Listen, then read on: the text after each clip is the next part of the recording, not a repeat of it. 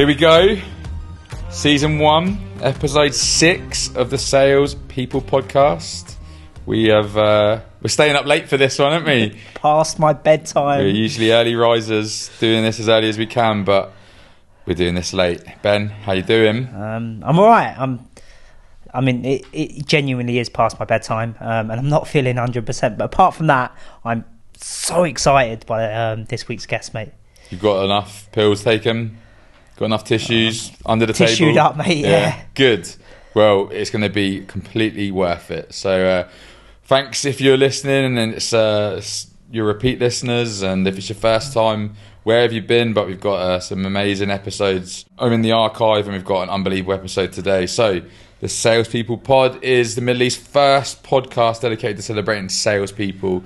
Every week we'll have a superstar salesperson on the pod talking about their journey and a topic close to their hearts. So I want to talk about value to begin with. Value. So since our last pod, I've been to Madrid. Lovely Madrid. It rained though. That was sad, but luckily we live in the UAE, so came back to the heat. But did something that was probably for me a bit of a bucket list moment. So massive football fan. So went to El Clasico. So for the non-football lovers, it's the biggest game in Spain. It's Real Madrid versus Barcelona. And it was a bucket list moment with a bucket list price. It was very expensive. We went via a third-party reseller. And the lucky person whose ticket we took was very much over the odds. Yeah. So, for some people, it might have been a small fortune. But for me, it was an amazing experience. And for what I paid, I still thought I got value. Amazing game, amazing result, atmosphere, iconic moment that I'll share with me and my friend forever. So I wanted to talk about value. Again, we're in Q4. A lot of the businesses that we work with, condensed with competitors, and they may not be the cheapest option. Or you might be selling a product and you may not be the cheapest option. You may not have that P&L to go and give good deals. So you've got to sell your value. You've got to sell your price. So how are you selling value? How are you ensuring that if you're not the cheapest option, that you can really sell and get those orders over the line when you might be on the higher end of the costs? Our marketing team, aka me, put out a post from the Salespeople podcast this week reflecting on our time with Josh last week. And it was basically, very rarely does either the cheapest or the best product wins. There's so many competitors. It's never the cheapest or the best product. Quite often, it's whoever's sold the best or taken the buyer on the best journey. So you add value throughout that whole process, and it doesn't have to specifically be product to value. The value is in the relationship that you build with people, the trust that you build. And I think there's a lot of value in that, to be honest with you. And if someone is kind of banging their head against selling value versus that urge to try and match on price, what could you do? What questions would you ask, or what could you understand in value versus trying to compete with the race to the bottoms? The race to the bottom, especially in this region, there will always be someone cheaper than what you do. There is only one company in your sector, whoever you are, that's the cheapest, and it's unlikely to be the person listening or you as the salesperson. You've got to understand your buyer. I think Josh spoke really well about this, just asking so many questions up front. You understand the needs, and then you just match what they're looking for to what you can provide. Yeah, there was great points around with Josh about kind of the death by PowerPoint and going in, giving your pitch and just sitting there and waiting for reaction versus really getting to kind of the crux of your client, the challenges they're facing, and the impact that maybe a product that's at the lower end of the scale can give versus the impact of a product that offers so much more in value tied in with that relationship. I still think so much of it comes back to a relationship. That old sales analogy that people buy from people, I think is so true still. And I think meeting Gift later, real estate is so competitive. So why are people utilising gift services to buy real estate? I think that'd be a good question to ask her later as well. 100%. And it feels like we're offering value on this pod. It's amazing, and thank you to everyone who's come in with critiques, with giving us extracts from the pod and bits that they've listened to and bits that have helped them. I know speaking to Wes, he's saying that people have messaged him on LinkedIn asking him about areas of networking and asking for bits of advice on how to get a job out here. And that is literally the reason why we've set up this podcast, is how do we build an understanding of the great in salespeople and build on the community, and also have people around us that will help people that want to become successes in the region. So it's great. And we're getting a lot of people on my WhatsApps or in calls saying, yeah, really love the pod, but I think the time is now that we need people to just do a bit more for us. So I've come up with an idea, rather than people talk to us and tell us. So this whole thing's about value, and you're going to try and extract as much value from everyone else. I want people, rather than tell us, I want people to tell the world. I want people to pitch the pod. So whether that is a LinkedIn post, whether that is sharing a voice note that they've shared with someone else that we can show on the pod or we can put somewhere, I want people to spread the love. So pitch the pod is what I want. Help our marketing team. Exactly. Okay, me. Get this pod out there a bit more. Which is sick Ben right now. So on record, the first pitch the pod, I want to come from you, mate. So I want you to pitch the pod and give the audience and prospective audience members an understanding of why to listen to the Salespeople pod. For the record, I never know what Liam's going to talk about, so he's put me on the spot here. I'll tell you first why we started this podcast. And I want everyone to go back to when they first got their sales job. They went home, they sat in front of their family and said, I'm a salesperson. And the disappointment on their face is a reason that we've created this podcast. It's because the word sales has such bad connotations globally, it really upsets us. And we're trying to change that, because there's so many great salespeople in the world doing great things. And that is why people should listen to the pod. So if you had the mic in your hand now, you could be a mic drop moment, but you can't. Cool. Lovely. So that's it. First one on record. So what I want, pitch the pod. Could be on LinkedIn. Can I add to it? Go for it. We're going to start a community, and we've got an event. And Liam's going to kill me for saying this because I've not done anything with it yet. But the second week of January, we've got our first in-person sales community podcast. So you need to listen to the pod, because you'll figure out where it is probably before I do. It's on record. It's done. Let's go. So yeah, pitch the pod. Show us how you're spreading the love. Don't just tell us in silo. Spread the love and get the Salespeople pod out there. We have an amazing guest. It's this is value, mate. Yeah, this is 100% value, and I think not just for the sales community, this is for everyone. Such an inspiring person. Giff Solomon, CEO and founder of Giffy Real Estate and Dubai Getaway Travels, the first female driver delivering food to people across the UAE. She came here with $300 in her account. She was a realtor that's won trust and turned over millions of dirhams, and she's recently awarded the Franklin Templeton Award of Progress. It's just an inspiring story and an amazing person. Like we've met her just now, and you can tell that there's a warmth and an energy there that I can understand why people are parting ways with a lot of cash. What are you thinking about this pod, and what do you think we're going to get out of this? I don't know what we're going to get out of it, but I knew of her story from, I think, the National or one of those Kajil Times, and I remember, wow, that's so cool. But actually, that's only a small part of where she is now. So the story then was first female delivery driver. I love that story. My God, where she is now is so cool. So yeah, so excited, mate. Should we get her on? It's like you hear, before we go, it's like you hear about like the American dream, but you don't really see that anymore. It's kind of an old school thing, but like testament to like what you can achieve in the UAE, because this really does feel like a UAE dream story. Yeah. But yes, let's get her on. Cool. Part 2 of the Salespeople pod. We have a gift. There you go.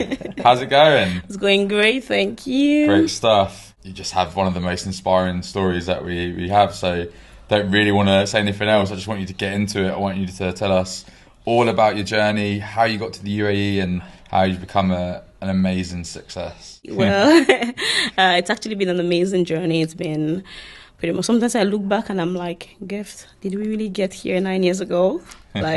So I got into UAE 9 years ago in 2015. Obviously, left my home country, Nigeria, because I wanted to get greener pasture. as the Nigerians would say, jakba. Jakba means getting away. So when I got here, obviously, I was looking at getting a job before I came, because I was born into a family that's like strict. Because pretty much all my life in Nigeria, my parents have never worked a day in my life before I left home. So my parents, they were very protective, and I got 3 older brothers as well. So leaving home was a struggle, because they wanted to know I don't have any family. And to be honest, Dubai wasn't my first choice, because I just felt Dubai was the easiest visa to get for Nigerians. Okay. Yes, I just got the visa. I was in touch with an agent that helped me with the process, and because of the pressure I was getting from home, my brothers, they were like, "Were you going to Dubai? Dubai for Nigerians is like a country that people don't work, people world, yes." Yeah. So I had to tell them, okay, you know what? I'll make extra efforts to actually get something before I leave. So I was in touch with an agent that was supposed to help me get a job. So I felt everything was settled. A job is waiting already. So on getting here, reverse was the case. So I got into Dubai with just $300. $300 now is like... I got into Dubai with $300. I wouldn't say Dubai, because when I came, Dubai was the dream. I pretty much landed in Sharjah. That was the first place that I got, because that was where the accommodation was. Reaching Dubai, I can remember thinking, wow, is this really... Driving past that skyline. Yes. At some point we kept going. I was like, okay. We kept going, and we got to the villa areas. I was like, is this Dubai? I saw on pictures. But I realized, okay, that was the cheapest place we could get at the time. And pretty much was me getting used to it. And I would always see myself, because then I couldn't afford, obviously, a room. We were in the room with like maybe 4 people then. And then my bed was just those mattresses on the floor. So every time my parents would call me, because I told them I already got a job. And when I got here, I was excited, looking forward to start working. I knew I couldn't get a professional job. For starters, I've never worked a day in my life. And I know Dubai, it's not a place that you can just get any job without having experience or having... And before then, I had to drop out from school, because my parents have pretty much been there for me all my life, taking care of us. But things went south and things changed. So I was like, okay, let me do something. Let me just leave. So on dropping out... I was doing business administration. So my second year, I dropped. I'm like, you know what? These peeps, they've been there for me. It's time to give back. So on reaching here, I was excited to start working. Everything changed. And now I was like, okay, Gift, you need to get a CV. I was like, a CV? How did we get a job before? Because I was told I already have a job before I came. So they're like, oh, you need to start looking. The job we got for you is gone. At that time, I was like, okay, you know what?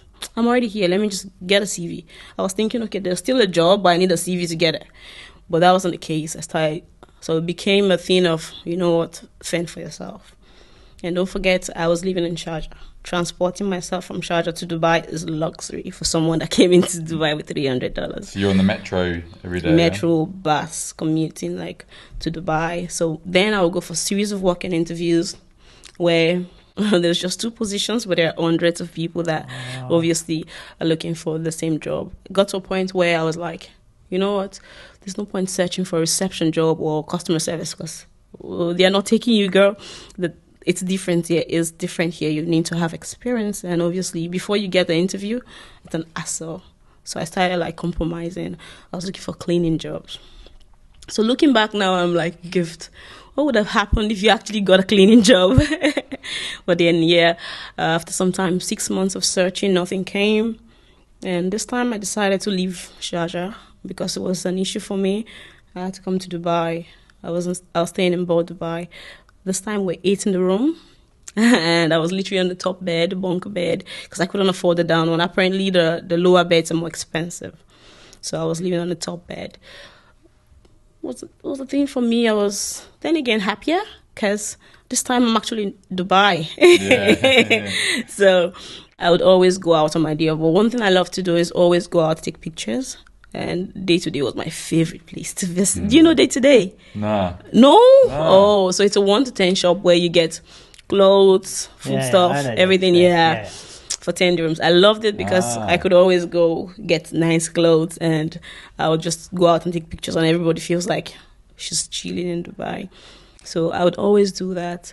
And after some time, I met a good friend in Dubai. She's like, Gift, come to Marina. Dubai Marina also was luxury to me, because so she'd always tell me, come to Dubai Marina. So when I get there, we'll take pictures. I love to go there. And she works with a Lebanese restaurant next to Freedom Pizza. So when I reached there, she'd be like, oh, Gift. So she had a relationship, like friendship with the manager from Freedom Pizza. Like, they work together and then they're good friends. So she would like, Gift, I usually take pizza. Do you want to have pizza? So apparently they give 50% to next door. So she'll always order. And one time she told me, okay, you know what, Gift? Sometimes the HR comes to our restaurants to have meetings. Sometimes, do you want me to speak to them about the job? I said, yes, please. This time, it was already almost 6 months gone. And when I got to Dubai, I came on a 3-month visa. And after 3 months, I had to go to Nigeria. And I even went to Nigeria without telling my parents. Wow. Yeah. Because in between the time I was searching, they would always call me. Whenever I pick, sometimes I get carried away. I always pick the call. My mom would be like, Gift, are you never at work? You're always available. Yeah. And then I remember, so sometimes, may I so rest in peace, because she passed 2 years ago. Sometimes she would be like, oh, Gift, why are you always picking the call? So as at that time, I was like, oh, that's true. I actually have a job. Sometimes she'll call me, even though I'm sleeping, I'll stand up and, Mommy, can I call you back? I'm at work. I wasn't working, but I was sad that I had to lie to my family like that. But on getting the job, I was interviewed, obviously. I don't know. I feel like everyone lies on their CV, so I did lie on the CV that I got to get a job. But the good thing is I was able to defend the CV, and the HR actually knew. I feel like recruiters, they know these things, but they just feel like, you know what, you have a potential to be good on the role, so they give you the job. However, so they hired me as a phone operator, a customer service personnel. Sometimes we help in the kitchen and all of that in Freedom Pizza. Yeah. So when I got the job, Jesus Christ, in the marina, it was like a dream come true. And I started thanking God. Yes, started thanking God. Thank God I didn't get a cleaning job. And this time, you need to see me. I'm on video calls every day. I'm taking pictures with my uniform. This time I have evidence to say I'm actually working. So, your mindset over that 6 months, so like there's so many things to unpack there. Like, you're speaking to your family, telling them that you've got a job and you're doing great. Mm-hmm. And ultimately, you know, you've got X amount in your hand, and you've got to survive every day. True. How did you do it? Like, how did you get through that? What was your mindset going through that 6 months? No, my mindset wasn't stable, because right now I just recently started liking noodles again. Because then I had a lot of noodles. I ate a lot of noodles. Trust me. Because day to day, they have noodles. 10 dirham pack, you buy like a huge pack. So feeding wasn't friendly. Transporting wasn't friendly. But however, in my country, within my friends, I became the laughing stock. Because everyone, when they see my message, she wants to ask for help. Because I'm always like, please, can I assist me? When I get my salary, I'm going to refund you back. So I was always calling home for, I couldn't. The sad part was, whenever I tell my story like this, and I talk I tell my story, I tend to I feel sad. And when my family actually heard what I went through, they're like, why didn't you reach out? Right? Well, I couldn't, because obviously they would tell me to come back home. And that time it wasn't a safe space for me. I wasn't okay, because the closest people to me in the world doesn't even know about what I'm going through. Mm-hmm. So it wasn't really... I fell in love with Indian cuisines, paratha, biryani, because it was cheap. And it's good cuisine, though. Yes, yes. I loved it, but right now I still do eat them. So shout out to the Indian cuisines, because they saved me back then. But generally, it wasn't a safe space for me. It wasn't easy at all. But the good thing is, I kept pushing and I never gave up. So when was like the Freedom Pizza job, great, you're going through that motions, when did the breakthroughs come to get to your businesses? The breakthrough actually came when I was on a job for a while. After a couple of years, I was promoted to a supervisor in the store, the Freedom Pizza, because I worked there in total 6 years. So I was promoted to a supervisor, and Freedom Pizza is a big brand, right? And then Crush brand in general, because we have chains of restaurants. So what we usually do is every quarter we have like a team bonding where we rent out a cinema. Everyone comes, and then our CEO pretty much tells us a lot about what's to come, the goals. Nice. So one time they were talking, and then the CEO is a very amazing person, by the way. So it was like we're very open. We're open to new ideas. If there are people that wants to be like ladies, you have friends that wants to be a female, we are open. I was like, for me, one thing about me, I was always. And before then, I work with a lot of delivery riders. So I'd always see how they make money. They actually earn more than us because they get a lot of tips. Yeah. So they would call me like, sister. They call me sister back then. I was like, sister, we have so much, like, how much salary? And then I was like, really? You earn this much?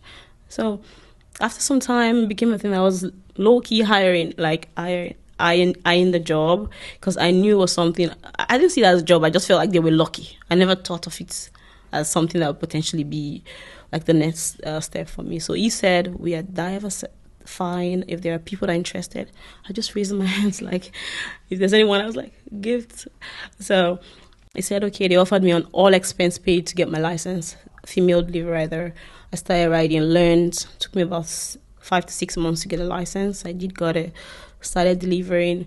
And over this time, I was meeting a lot of people, and people were interested in my story, like local news here, back in my country. So I became a local celebrity. So this gave me a lot of exposure. So in my home country, before then, they always see my pictures, right? A lot of people didn't know I had a job that I go every day. They do now, right? Yes. So they were always like, okay, Gift, whenever we're in Dubai, we're going to call you to take us around. We see the place you go to. So for me, it became, so on my day off, Freedom Pizza, I would take like new tourists around, show them nice places. So one time when a client was leaving, they gave me $300 again. That was a sign. So it just gave me in the airport. Yes.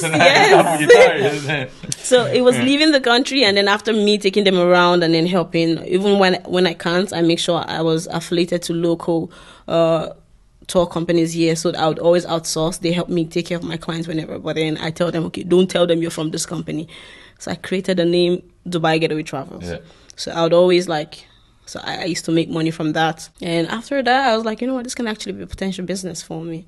So I registered my company back in Nigeria, Dubai Getaway Travels. Started doing that on side. And over a couple of years, I realized, obviously, I was getting a lot of attention from like blogs, local news. At some point, I was doing an influencing job because I had like people that just trust me as a brand because of my story. And I thought to start it full-time as a business. So travels was a thing, and I realized my salary back then was giving me maybe 40% of my income after my business. I thought to just, what will I do? How much will I grow if I finally do this full-time? Like, I dedicate my entire time, so I stopped work. And it was a hard decision to make because Freedom Pizza pretty much gave me an opportunity, and I was like, okay, I gotta go. But they would have been really proud, right? They were. Even till date, every member of the team are proud. They reach out, and it was awesome. So that's how I transitioned into travels. And then, obviously, travels, clients that comes in, I realized the potential investors, because everyone in Dubai is into real estate. So I had a lot of friends in the developer's office. So sometimes I realize most of my clients for travels, I always do errands for them when they leave. They'll call me, Gift, we bought a property here. Can you help me? I didn't know about real estate, to be honest, as at the time. So I'll always go to them. They'll give me $1,000. I was pretty much like a consultant to them. So they'll pay me. So I'll go to the developer's office to pick up something to send to Nigeria or send to different places. So one time I thought like, okay, Dubai actually offers freelancers. You can actually be an introducer and you make money off real estate.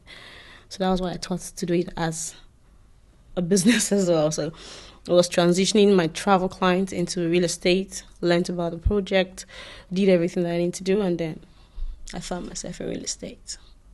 So how's learning the real estate ropes then been for you? It's been amazing, I'd say. Really great, because my career in real estate started from trust. Like, first they trust me because my initials first first, I like to say that Gift Pre Solomon is my initials, which is Gift Pre Solomon GPS. Yes. You know where you're going. So, yes. And then I happen to be a delivery rider that knows the location. I did that for a couple of years, so I mastered the location. And travels gave me like insight on the country because I was pretty much selling Dubai to people to come. So transitioning into real estate, it's just like a slope that goes hand in hand. So yeah, it's just like a natural journey and story, really. Yes, and just seeing opportunities and going for them. Yeah. In terms of like vision, obviously there's the hard times, but wow, have you seen good times? What's been the vision then of the business, moving from freedom to then the travel business to now real estate? The vision has pretty much just been, for me, the vision is just seeing myself becoming, first of all, my goal in life is to be an entrepreneur that creates employment for the unemployed, my life goal. Yeah, so I just like to see, because where I grew up and where I came from, there ain't such, right? So for me, it's creating an empire or creating a company that is able to offer that to people. So the goal is pretty much just expand and be a powerhouse that people want to reckon with and still building trust and integrity. Nice. Yeah. And like moving into kind of sales, so obviously you've had to learn sales across your career and especially in real estate there's a lot of sales. What do you feel about the industry of sales or the world of sales? It can be have you tried? First, I started as a phone operator that takes order, right? Yeah. Have you tried selling pineapple in a pizza? No, thank you. Yes. You're getting every objection. Okay, now, yes. So me getting that and still trying to convince them that, you know what, pineapple can be a great pizza for wine, like turkey and pineapple. My freedom order. Yes? Really? It's mushroom and pineapple. Oh, you see? probably sold it to me. Yes, your tendency, yes. So in sales, I feel like it's about trusting people. I like to use the word trust because that's the foundation of everything, right? And sales, people buy from you when the conditions are right and when they trust you. So just being that person that you can trust means a lot. And obviously, trust is a big part of sales. And like the real estate market for me in the UAE, like I've never seen an industry like it, like in terms of the amount of businesses, some businesses that look, you know, completely polished and like high street names to like businesses where they just don't appear, you know, to be that kind of trustworthy, and there's condensed with so many agents. So like, how do you step out of that noise and how do you make sure that you're not tied with a brush that, you know, is inauthentic for a good real estate agent? For me, it's pretty much just been for me to actually know who I am as a person, as a salesperson.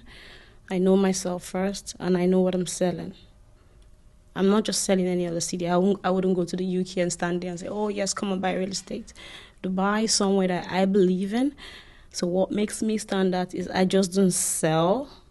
I made a video sometimes. I was like, I'm not a salesperson. But at the end of the day, yes, I am a salesperson. But however, I see myself as a consultant or an ambassador for Dubai real estate. So what makes me stand out from the rest is pretty much just knowing who I am and know that my client trusts me.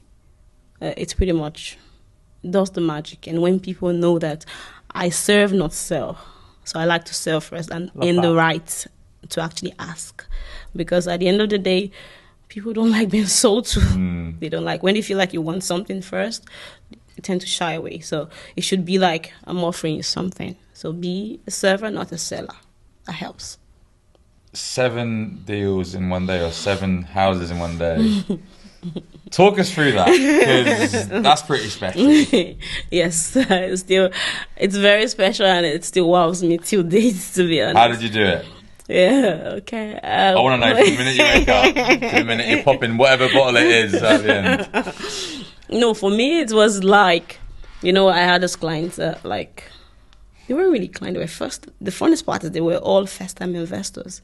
And that's what's pretty special when it comes to my clientele. There are people that trust me, the brand, right? So before now, I've been talking them through real estate. They see I tend to like put educational content. At the end of the day, serve, not sell. So I give a lot of value to them from my content and all of that. One time, a client just reached out to me, hey, Gift, I need... So I placed myself where they didn't see me. They were like, I need your help. Initially, I was like, what help? Okay, it's actually in your field. I was like, okay, Gift, I'm looking to invest in Dubai. So I understand that this is your field now. So can you advise? I was like, okay. First things first, I was like, it's good to actually know that they see you as a professional and they see buying a property from you, something that gives you money, an act of you helping them. It tells a lot when someone wants to buy multi-million-dollar property from you and then they tell you that I need your help. I was like, okay. So that gave me a chill. I was like, yeah, sure. I kept my composure. I was like, okay, what do you want? So he told me the needs. I was like, okay, cool. So I started. First, it's always good to listen. I listened to the client, what he wants, and how I could. And I like to do these things. Sometimes it might be a weakness, but when he told me what he wanted, I didn't start sending information. I chilled, I wasn't busy, but then I was like, okay. In the background, I was like, yes. Yeah. I was like, okay, I was compiling it, but then after some time, I was like, hey, sorry for reaching you. It's been a busy week for me. I'm sorry. Okay, cool. I started. And I created a sense of, you know what? I want to help you indeed, because he's already helped me do that, place me in a place of helping him. So I was like, okay, this is what. It took a couple of weeks. And it was like, okay, I'll still decide. So, and then after that, it came, okay, cool, I'm ready now. So we went. Again, I had a client I was already talking to. She already told me, okay, I'm coming to Dubai this time. I said, okay. All these deals, I didn't think they were going to be actual closing these. I just felt they were checking out. So and they did that. I was like, okay, how am I going to schedule myself? But this time, don't forget, I was just an agent, me. So I thought to like schedule myself to like do this first in the morning and then do this one in the afternoon. And then, okay. I went, I didn't even eat. I was excited. Like, oh. I was like, yes. I have clients, busy agents. So I took them around and we went to the first developer. He was like, okay, you know what, let me do this. They bought. I was like, okay. In my mind, I was like, okay, let's go home now. He's like, no, you told me you're going to show me a couple of places, right? Wow. I was like, okay, so we are still going. So we went to the next developer. Again, they chose the unit, they bought. And then the next person came in. Obviously, it took a while. And then they got back to me the same night. And then they told me, okay, you know what, Gift, we're going with this. I was like, Jesus Christ, what happened? And it happened. They both indicated their interest. They paid. So the deal was in 24 hours, but obviously it was clients. But then everything closed in 24 hours, and that was just where the magic started. So it gave me a lot of confidence to know that first they had this budget and they went above it. That made me realize sometimes don't keep your mind closed when it comes to just share and then let the client decide, because sometimes clients, they emotionally buy. Keeping that calm head. You understand? Yes. So yes. key. So it just happened, and then and above all, I give all the glory to God, because yes, I know it was Him that did that. Was that your biggest, best day so far in the journey of growing your enterprise? For me, I would say obviously the achievement 7 deals, but that in volume that wasn't my biggest. But then back-to-back sales, 7 units in 24 hours. That was my biggest achievement. But then, afterwards. So talk to me about some of the emotion of that. You've sold 7 units. You've been on this most insane journey that I think anyone listening to this will it'll blow their mind. But you've got to a point where you've got customers that trust you. You've sold 7 units. You get home, you close the door. What's the emotion that's going through your head on? Because you must reflect on that journey in those moments. Even till date, I still do, because it just makes me believe that everything is possible. 100%. Everything is possible. Like being in a sane environment and being in the right field will just make everything seems like it's possible. Especially in Dubai, when it's a land filled with opportunity. Yeah. So looking back right now and reflecting on that, I would say it's something that's, trust me, this achievement makes me feel very fulfilled and at the same time makes me sleepless. because it just simply means that the biggest deal or the biggest achievement is yet to happen. Yeah. So yeah. Do you ever look back? Like, do you ever, the amount of reflection that you can do, like, it's not even 10% of what most people go through in their whole lives. So do you ever look back at those early stages to where you get to now? Yes, I do, all the time, and it makes me a better person because I didn't just experience. I didn't just pass through them. I experienced it. So all in all, made me the gifts that you see here today, talking to. So yes. And just one more about your family. So, how did they feel about the first 6 months? Because obviously you've got to like the rainbow, but you got to put up with the rain. So like, how did they feel about knowing? Obviously, you had to tell a few little stories to keep them happy, to keep them at bay. Yeah. So how do they feel now? But now, my parents, my siblings, my dad is very proud. Before my mom passed, well, that really, obviously, it's a dark side that's there because she's someone that wanted to see me just win, because she's the most hardworking person I know. Pretty much taught me everything I am today to be like a person that never gives up, right? So saying that she's not here to actually enjoy all of this is sad. But however, I know she's proud. And before she passed, she saw my journey, but she was always like, Gift, why didn't you tell me? You should have told me. You for come house. If for come house is broken English for, you would have come home. So she was like, oh, no, because they're parents and then their family. Even though the success is here now, it doesn't mean that they don't feel the pain you felt back then. And they knew that it would have been better and easier if I had just talked to them. So looking back now, trust me, my family is the proudest. They must be bursting. I swear, they like every time they watch TV, they see me and then they do video. Give Solomon. They're telling everyone in the town. Like, that's my daughter. Yes. Okay, I feel like you need to look it up. On my page, my dad, I went to Nigeria recently, and then my dad was pacing around. So I just told him, I was like, my dad, I just do a video for me, endorse me. And I took the camera, I'm like, Daddy, do a video. I sell property in Dubai. He's like, okay. So I was doing the video. All of a sudden, he started walking around. My daughter, she's a trustworthy businesswoman. She's very straightforward. I was like, oh, I didn't take the second shot. I just kept it original. And I could see how. I just told him, Daddy, say, I was expecting, obviously, like, I'll do a couple of shots to like merge together. And all of a sudden, I spoke to my manager. It's like, let's post that. Right now, I do a lot of videos and I put this voice behind. Insane. You could tell how proud he is, and then that really makes me happy. Amazing. I love that. So you can plug your business because you can do a better job than us. But you're looking for salespeople. So what do you look for in a salesperson? If someone's going to come into Giffy Real Estate and elevate the average of what you've got, what are you looking for and how will they do it? I'm looking for just one thing in a salesperson, to be honest. Contrary to a lot of people, they look for different things, but I'm looking for one thing in a salesperson that's willing to join my team. You just need to be hungry. If you're hungry, everything goes. Just trust me. For tender and biryani? No. When I mean hungry for success. Yeah. Yes. When you're hungry, because real estate is a job that you don't need someone to push you.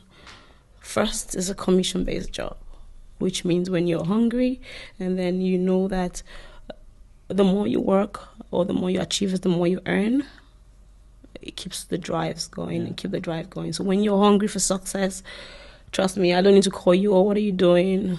Pretty much just so. If you're out there and you know you're hungry for success, you're not comfortable where you are right now, I don't know the camera I should be looking at, but then yes, if you're hungry for success, Giffy Real Estate is a team you should join, yeah. We'll put all of the links in the yes, please. But what a cool boss to work for, by the way. What a cool boss to work for. What a cool boss. I think I'm cool. And if they're not performing, just get your dad on the line. And then motivate. But yeah, I feel like if you're hungry, you perform. It's by default, so yeah. So before we get into part 3, just finally, like, we're getting towards the end of the year. So, 2025 is looming. What next? If we can get to this time next year, what does a great year look like for you in 2025? A great year is going to be, obviously, millions of dollars and... Flexing the watch, I love that. So multi-million dollar deals. And I'm looking at expanding, obviously, and also having a marketing company that affiliates with the brand. Because at the end of the day, that's serious. Have you seen the loads of real estate agents in the market, being able to cater for them, helping them, because we know the struggle that we face, right? So it would be nice to have a company, marketing company that actually understands and then know what you want and just give you that. So we're looking at expanding as well and obviously grow the team. Yeah. Amazing. 100%. We're getting you on this time next year. Yes. Well, next year. Yes. Yeah? Yes. Done. Trust Easy. me. Giff, we could go on, but you're such an inspiration, and I hope anyone listening can see that, and everyone in your family must be super proud. So we'll leave on part 2 there. We'll do part 3, quick fire questions. We'll get our sales playbook question on, and then we'll get the hell out of here. Cool. Part 3, quick fire playbook, and then Ben and I do a little reflect. So quick fire round. So we're gonna give you some sales related questions. Give us your first answer. Give us the rationale, a couple of sentences, and then we'll get out of here. So first of all, community building or networking? Community building, 100%. Why? Okay, so because networking involves me interacting directly to business and stakeholders, obviously, but then community building is like creating a pool of people where I can actually, because I love to empower people, and then just be a part of their journey is amazing, and knowing that we can grow together is awesome. So I'll pick community building every day. I'm pretty sure people want to be in your community. Long sales cycle or short sales cycle? Tricky one. So long sales cycle, obviously, because in real estate we need time to obviously understand the client, know what they want and how to serve them. But if I have a choice, I'll pick short. Quick win. 7 deals in a day. Multi-million dollar deals or smaller transactions? Multi-million dollar deals every day. Bigger watches next year. Because a bed at hand is better than 2 in the bush. So yeah, and the money keeps me happy. So yeah. You working weekends or are you fully switching off? So I work on weekends, depends on the client's availability, and if I have my way out, chill and have fun on weekends. Yeah. If you could create what you've done in half the time, how would you do it? Okay, I would say I would obviously delegate more, because the time that I've actually spent in being who I am today and then building myself, if I could delegate, have bigger team, and then work with them, I'll probably do 2x or 3x right now. So I'll delegate more. How do you switch off for the weekend? That's if I switch off. Yeah, Yes. yeah. So okay. So it'll probably be nice. I love good music, Afrobeat. Just go out with my friends, have a good time, have a good laugh. I love that. Salespeople in the Middle East, what do they need to do different to be successful? Okay, I think I've earned the right to answer that. Yeah. You've Right. 100% Yes, earned the 100%. right to answer Yes. that. So I would say in the Middle East is different from every part of the world because people here don't like direct selling. So it would be nice to be more consultative when you're selling, because at the end of the day, people don't like being pushed or being like, so you can actually be more of an advisor when you're selling, and then earn the right to actually ask. Sell first, no sell is one. And 2 would probably be know your product or the market. Because in real estate, you need to be very well aware of everything. You don't want to go in a meeting where they ask you something and then you cannot answer. First, it's already like, I can trust you $1 million, because to be honest, the cheapest property in the market right now is somewhere around $200,000 or $150,000. Depends, right? So know what you're selling so you're able to actually sell. So whenever you're saying, you know what, this property is 2 million dirhams, they feel like they can trust you. And third, I would say personal branding is very important, because people buy from people. And then when they trust you, they feel like you can actually help them. They buy from you regardless. And a lot of people actually emotional buy a lot. So sometimes all it takes is for them to like you. If they like you, to buy from you. So yes, create a brand that's strong and trustworthy and ethical, by the way. What's the best bit of sales advice you've ever received from someone? Follow up till they die. Yeah. I'm not saying push. Yeah. In the hospital bed. Actually, yes. I love that. Like so many salespeople give up after 1 or 2 follow-ups, right? Yes. And that it isn't because the customer's not interested. It's just they haven't said yes yet or haven't got to it. So just follow up. I love that. I wouldn't take no. I would push and then construct my question in different ways. As long as you're say adding value and you're trust-based, right? You do it in the 100%. right way. Correct. I love that. Finally, what's the one tip you'd leave the sales community before we go? I love to say this. I would say stay ready so you don't have to get ready when the opportunity comes. When you're ready, everything else just follows. You don't have to take time to go prepare or go look for. Just be ready, know what you're doing and know what you're selling. And so when a client comes, you don't have to go back. Save a lot of time, but then it makes you look confident and professional and tense talking to your clients. I'll say that. So playbook. So every guest that we get onto the pod leaves a question for the next guest. So Josh from the playbook, or from Playbook, sorry, he is also sick. So he's sent this on his sick bed. So thanks a lot, Josh, for that. Get well soon, Josh. Get well soon, Josh. So the question is, if you had to start again from zero, what would you do differently? Josh, are you sure you sent that from the sick bed? What would I do differently? I think I said this before. Obviously. Good thing. Thank you again, Josh, because you actually asked the question. I already answered. So yes. So what I would do differently would probably be delegate more, because I feel like I can scale and be better. There's no I and team. But with zero, you may have no people, right? It's just That's you. true. So Okay. That's you got to good. get to that delegation. But then, delegate. I feel like collaborate and meet more people. Yeah. Collaborate a lot, because collaboration does a lot of the work. I would do a lot of collaboration, reach out to people, because at the end of the day, it's a people game. So first and first, I'll reach out to my people, because then I was just doing it on my own, just shooting, doing things. So if I was to go back again, it would be... But one thing I would definitely do again is get on a flight to Dubai, because yes, so thanks to Dubai, I am who I am today. Gift. It was a gift. It was incredible. Thanks so much, and I'm really excited to get the feedback from my listeners, because I think they're going to be really, really inspired. Yeah, incredible. So thank you. We're going to have a quick reflect, and then we'll get out there. Thank you so much. Thank you so much. Gift. Thank you for having me. Thank you so much. Wow, that was like an emotional roller coaster. I don't think there's many stories as good as that in Dubai. Nah, it's like a Dubai dream, isn't it? Or UAE dream. It's incredible. You can start. What do you take from that, man? So there's something that she said that I actually didn't agree with.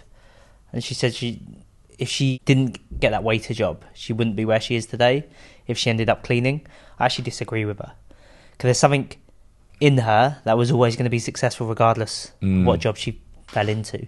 Just because she got that waiter job, like, and Freedom Pizza and everything that happened there, sure, that's like a great story, but I'm sure if she ended getting the cleaning job rather than the waiting job, she would have been equally successful. Yeah, mate, I agree to a certain degree, because it does feel like the stars have aligned. Yeah, but I'm sure she was making them stars align. Yeah, exactly. Like the way that she utilised the opportunity at Freedom to then put her hand up to get the delivery job, to then see that kind of explosion of media attention, to then move that into travel.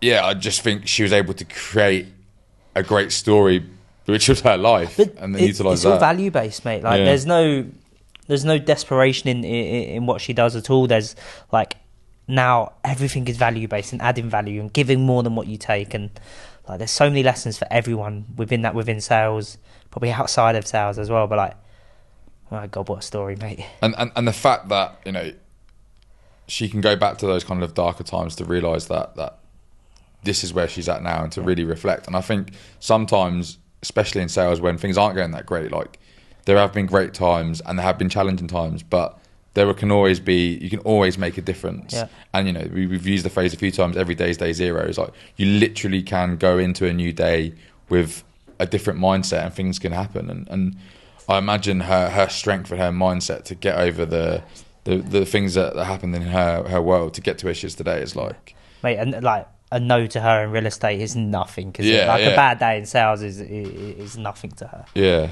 So yeah, I hope, and I'd love feedback on this episode, especially. Like, there's so much to take from that, and if you've got inspiring stories and you want to celebrate the way that you've built your sales career, we'd love to hear from you. We want you to pitch the pod. Please tell us how you're going to tell other people to listen. We're all over LinkedIn. We're on YouTube.